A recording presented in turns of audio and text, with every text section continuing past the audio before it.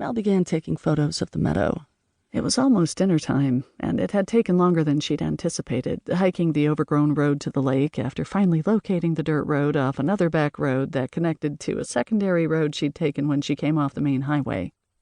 She would have to hurry back to her car. She didn't want to be here when it got dark. Not that she knew exactly what she was supposed to do here. If this excursion to the lake were a short story, Mal knew it would end with something popping its head through the dazzling surface and making its way towards the beach, towards Mal. There might be a canoe, previously hidden in the deep shade, cast down by the woods. What moved towards her might be something that had come up from the bottom, something she couldn't quite see because the sun was in her eyes. It would be the truth coming for her, slipping towards her. A canoe in the shadows. Riding in the canoe would be the lies she'd told her mother about why she flew from California to Nova Scotia, their ancestral home. Mercy Lake was in the center of a vast stretch of old-growth Acadian forest owned by the Seabury estate. The remains of the Seabury family now lived in Florida.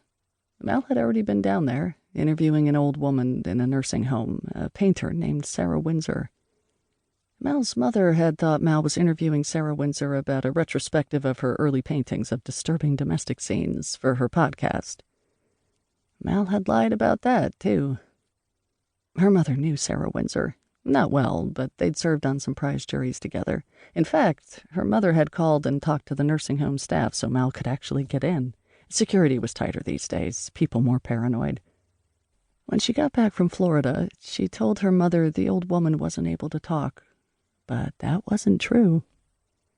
She had managed a few words, a few sentences. Enough for Mal to decide to go to Nova Scotia. Mal, rural Nova Scotia wasn't a place for me, and it certainly isn't a place for you, her mother had told her. It's the Georgia of the North. Why do you think I left?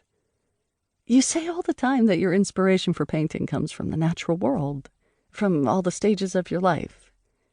Why can't I find inspiration for my writing and podcast through the natural world of my maternal ancestry? But it wasn't a spiritual pilgrimage to the land of her mother's childhood that Mal had in mind.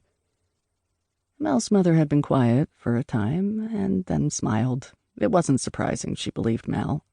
She'd always encouraged her to follow her passions. Be the best version of yourself, Mal hears her mother say. When she was younger, Mal had loved this. But by the time she was in her early 20s, without any sort of real career, she blamed her mother. Her father, before he died, said her mother was making up for what she saw as the deficiency in her own upbringing, how Grandma Grant had always said no. Mal's father had a way of being very direct while always being kind. No judgment. They were poor. Life was hard. You had to be practical. You had to stay on the safe side. Life was dangerous. Her mother wanted Mal to know a different life, her father explained. He was the son of immigrants from Gujarat and shared her mother's desire to provide a different future for his family. The tricky business of both protecting and encouraging your daughter in a society rife with racial discrimination. Mal wanted to prove she was more than a 30-year-old podcaster and obscure short story writer living in her mother's garage apartment, gobbling Mango Lassie and Doritos. That was not her best self. She had stumbled onto something secret, a real-life crime, a cold case, and she would break it on her podcast. But she needed a smoking gun. She needed evidence. Her podcast was about mental health, and mostly the people she interviewed talked about how they managed theirs. They told their stories, gave tips on how to navigate depression and anxiety, how to have hope. Until she interviewed Flora, that was.